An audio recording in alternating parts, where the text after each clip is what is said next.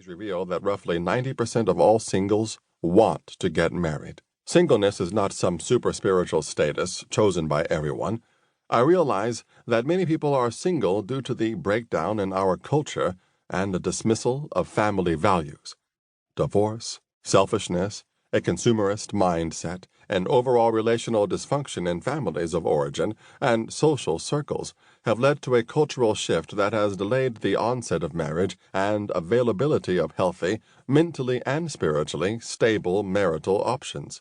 Yes, God is your husband, Isaiah chapter 54, verse 5.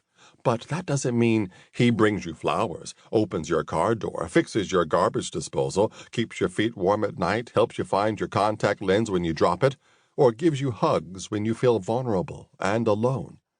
To say that God is your husband from a spiritual standpoint is true, but to say you have no remaining physical or emotional needs, whether as a man or a woman, is naive.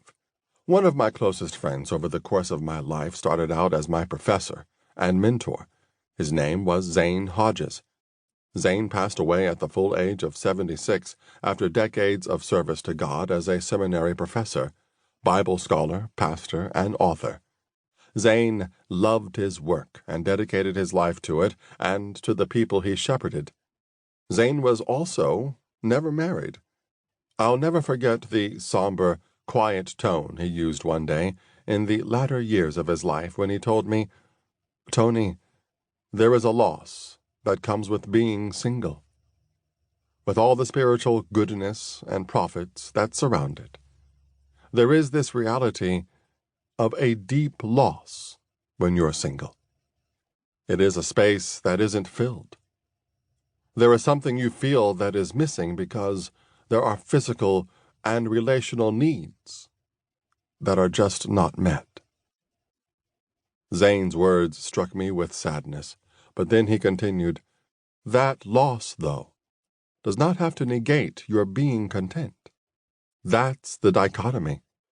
There are chasms that exist in singleness that can't simply be wished away or filled with ice cream, activities, shopping, addictions, or even church attendance. There is a polarity that produces real, felt struggles.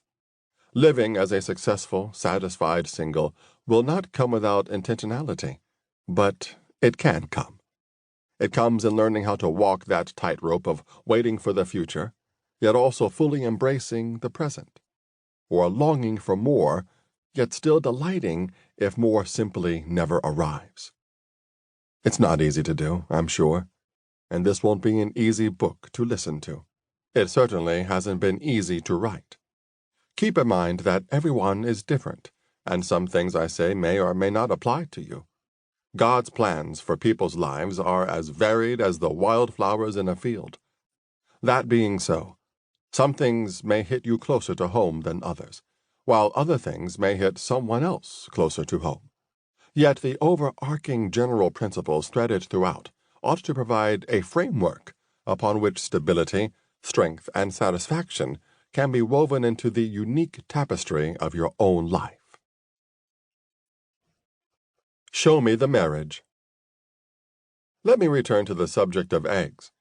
In the 1999 hit movie Runaway Bride, Maggie Carpenter, played by Julia Roberts, struggled with making it all the way to the altar. Engaged multiple times, she would break off an engagement shortly before or even on the wedding day. The movie looked at the different reasons this might have happened to her, arriving at the conclusion that Maggie simply didn't know how she liked her own eggs prepared. Of course, that's a simplistic explanation to a deep issue, but the bottom line was that Maggie found herself acquiescing to the likes, preferences, and desires of each man she became engaged to, all the while never quite knowing her own. When asked one day how she wanted her eggs cooked, she didn't have an answer. In short, she didn't know her own passions, skills, dreams, and preferences because she was so focused on one day fulfilling the dream and pressure of being a wife. It wasn't until Maggie identified who she was and truly became Maggie that she was able to marry. This film's storyline actually goes against the norm of how most movies portray the romantic relationship. Moving away from eggs and omelets and over to football and sports agents, we find them